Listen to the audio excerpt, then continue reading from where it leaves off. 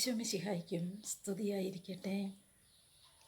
ഇന്ന് വചനവിചിന്തനത്തിനായി ഞാൻ തിരഞ്ഞെടുത്തിരിക്കുന്നത് വിശുദ്ധ മത്തായി എഴുതിയ സുവിശേഷം 21-ാം അധ്യായം 28 മുതൽ 32 വരെയുള്ള തിരുവചനങ്ങൾ. യേശു ജെറുസലേം ദേവാലയം ശുദ്ധീകരിച്ച അധികാരത്തെ യഹൂദ പ്രമാണിമാർ ചോദ്യം ചെയ്തപ്പോൾ ഈശോ 3 ഉപമകളിലൂടെ അവരോട് മറുപടി പറയുന്നു. 2 പുത്രന്മാരുടെ ഉപമയാണ് ഇന്നിവിടെ വിചിന്തനം ചെയ്യാൻ പോകുന്നത്. ഒരു മനുഷ്യന് 2 പുത്രന്മാരുണ്ടായിരുന്നു. ആ പിതാവ് മൂത്ത മകനോട് പറഞ്ഞു, ഇന്ന് എൻ്റെ മുന്തിരിത്തോട്ടത്തിൽ പോയി ജോലി ചെയ്യുക. അവൻ അപ്പനോട് സമ്മതിച്ചെങ്കിലും അവൻ മുന്തിരിത്തോട്ടത്തിൽ പോയില്ല. 2ാമത്തെ മകനോടും ഇതേ ആവശ്യം തന്നെ അപ്പൻ പറയുകയാണ്. അപ്പോൾ അവൻ ഉടനെ തന്നെ എനിക്ക് പോകാൻ മനസ്സില്ല എന്ന് പറഞ്ഞു. കുറച്ച് സമയം കഴിഞ്ഞപ്പോൾ അവന് പശ്ചാത്താപം തോന്നി. തൻ്റെ അപ്പൻ തന്നോട് പറഞ്ഞത് തൻ്റെ കടമയും ഉത്തരവാദിത്തമാണല്ലോ എന്ന് കരുതി അവൻ മുന്തിരിത്തോട്ടത്തിലേക്ക് പോയി.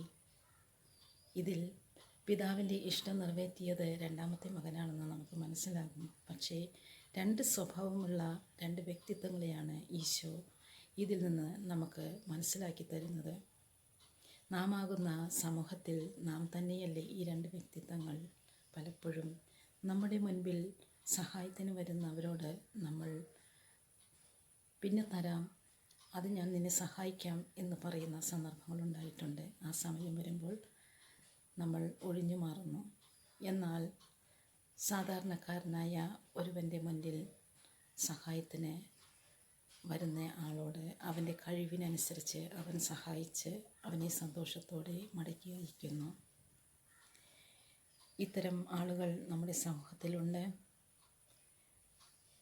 പ്രിയമുള്ളവരെ, പ്രഭാഷകൻ 17-ാം അധ്യായം 1-2 വാക്യങ്ങൾ ഇതുപോലെ പറയുന്നു. കർത്താവ് മനുഷ്യനെ മണ്ണിൽ നിന്ന് സൃഷ്ടിക്കുകയും മണ്ണിലേക്ക് മടക്കി അയക്കുകയും ചെയ്തു. ചുരുങ്ങിയ കാലം മാത്രമാണ് അവന് അവിടുന്ന് നൽകിയിരിക്കുന്നത്. ഈ സത്യം നമ്മൾ എപ്പോഴും ഓർക്കുക. പണം കൊണ്ടോ നമ്മളുടെ അധികാരം കൊണ്ടോ നമുക്ക് ഈ ലോകത്ത് ഒന്നും നേടാൻ സാധിക്കുകയില്ല.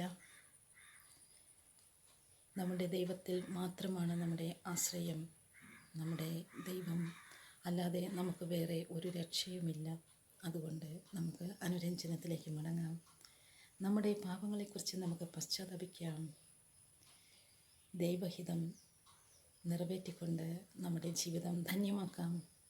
അതുകൊണ്ട് നമ്മുടെ ഈ നോമ്പുകാലത്ത് നമുക്ക് ഏറ്റവും ഭക്തിയോടും വിശ്വാസത്തോടും കൂടി നമുക്ക് നമ്മുടെ ഈശോയുടെ കൂടെ ആ ക്രൂശിതനായ ഈശോയുടെ കുരിശുമെടുത്തുകൊണ്ട് അവനെ അനുഗമിക്കാം.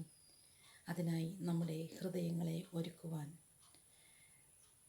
സർവശക്തനായ ദൈവം നമ്മെ ഓരോരുത്തരെയും അനുഗ്രഹിക്കട്ടെ എന്ന് ഞാൻ പ്രാർത്ഥിക്കുന്നു.